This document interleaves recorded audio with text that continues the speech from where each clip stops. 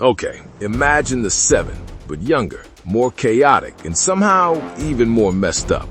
Yeah, that's basically Teenage Kix. Now, if you've watched the first 2 episodes of The Boys Season 5, you've probably noticed this strange group of teenage Supes popping up. They're dancing on social media, filming promotional videos, and at the same time hunting political dissidents, which honestly tells you everything about how broken this world is. But here's the crazy part. Some of the most powerful Supes in the entire universe actually started on this team. So today, we're breaking down Teenage Kix, every known member, their insane powers, and why this team might secretly be one of Vought's darkest experiments ever. Welcome back to your nerdy show. I'm your host, Spoiler Master. The dark truth behind Teenage Kix. So first things first, what exactly is Teenage Kix? Well, it's basically Vought's attempt to create a teen superhero brand. Think of it like this. It's part superhero team, part reality show, and part corporate marketing machine. And yes, it's just as disturbing as it sounds. The team is completely owned by Vought International, the same corporation responsible for the world's most famous Supes, including Homelander. But instead of seasoned heroes, Teenage Kix is made up of young Supes who were injected with Compound V as babies and then basically raised to become corporate celebrities. They live stream constantly, they film viral videos, they promote Vought products, and sometimes they arrest innocent civilians on camera, which perfectly captures the entire theme of The Boys. In this world, superheroes aren't heroes. They're products. But here's where things get even more interesting. Some of the biggest Supes we've seen in the series actually started here.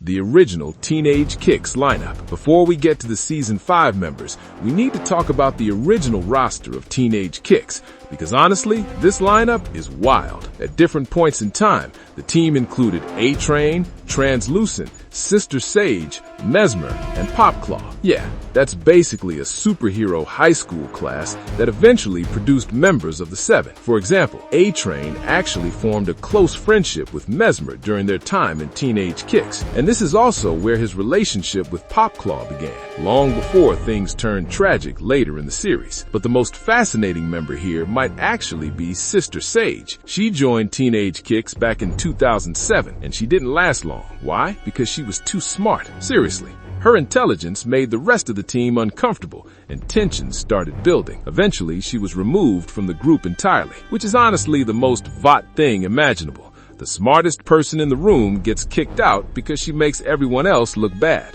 So why does Vought even bother creating a team like this? Simple. Brand loyalty. Vought wants kids to grow up idolizing Supes, because if teenagers worship superheroes now, they'll defend them as adults. It's basically the Disney Channel formula, but with superpowers and corporate propaganda. And in Season 5, we finally meet the new generation of Teenage Kix. And trust me, these Supes are weird. Let's start with the most dangerous member of the team.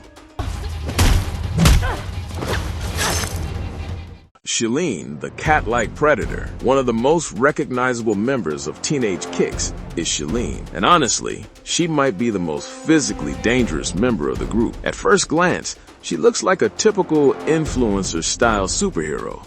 She's constantly filming videos, posting dances online, and promoting Vought energy drinks. But underneath that polished image, Sheline is basically a human predator. Her powers come from feline physiology, meaning her body functions a lot like a superpowered cat. And if you've ever seen how fast a cat can react, you already know how dangerous that is. Sheline has incredible agility, allowing her to move faster and more gracefully than almost anyone. Her reflexes are lightning fast. She can dodge attacks mid-combat, leap incredible distances, and strike before opponents even realize what's happening. But that's only the beginning. She also has razor-sharp claws, enhanced smell, night vision, superhuman hearing, and enhanced strength, which means she's not just fast, she's deadly. At one point, she even manages to scratch and injure Kimiko Miyashiro, which says a lot considering how powerful Kimiko is. But here's the weirdest detail about Sheline. At one point, she literally eats a bunch of crows alive and suffers no side effects whatsoever. Yeah, her digestive system is apparently just as terrifying as the rest of her powers. But even Sheline isn't unstoppable. Like many Supes, high-frequency sounds can disorient her, and stronger Supes can still overpower her, which eventually happens when Kimiko knocks her unconscious.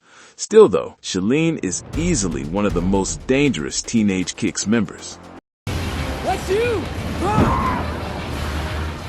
Jetstreak, the Sky Hunter. Next up, we have Jetstreak. Now his power might seem simple at first. He can fly, but the way he uses that power is absolutely terrifying. Jetstreak can launch into the air at extreme speed, grab someone, and carry them thousands of feet above the city in seconds. And we actually see him do this to Huey Campbell. Imagine running for your life, and suddenly you're grabbed out of nowhere, dragged into the sky, and dropped from the clouds. That's Jetstreak's combat strategy.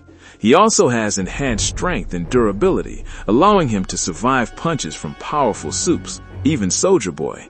But Jetstreak's story ends very suddenly. During the battle at the Kix crib, he's exposed to the Supe-killing virus created by the boys, and the effect is immediate. Within seconds, he begins coughing up black blood and collapses, dead. It's one of the clearest demonstrations of just how dangerous that virus really is.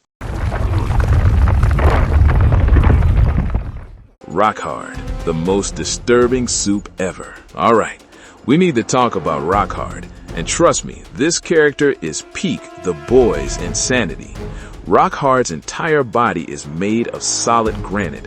His bones, muscles, and skin are literally rock, which makes him incredibly strong and nearly indestructible. In fact, Billy Butcher claims he might be as powerful as Homelander. But here's where things get really weird. Rockhard's bodily fluids are magma, actual molten lava, and his most infamous scandal involved him defacing the Lincoln Memorial using molten, well, you get the idea.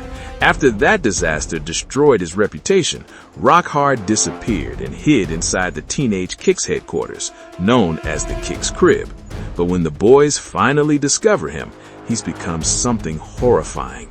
Rockhard has grown so massive that he's literally fused to the floor, weighing over 30,000 pounds. He can't move, he can't speak, and he communicates using a text-to-speech computer. At one point, Frenchie realizes something deeply disturbing. Rockhard watches videos of volcanic eruptions as a form of entertainment. Eventually, when the Supe virus is released into the air, Rockhard finally breathes again. And that's when the virus kills him. His skull literally splits apart as the infection destroys his body, making it one of the most grotesque deaths in the entire series. We talked about this. I don't have a choice.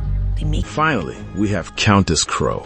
Unlike the other members, she's not portrayed as a villain. She's more like a victim of the system. Her ability allows her to communicate with and control crows through telepathy, giving her a creepy gothic aesthetic. She streams makeup tutorials, runs influencer content, and constantly promotes Vought products. But behind the scenes, she's miserable.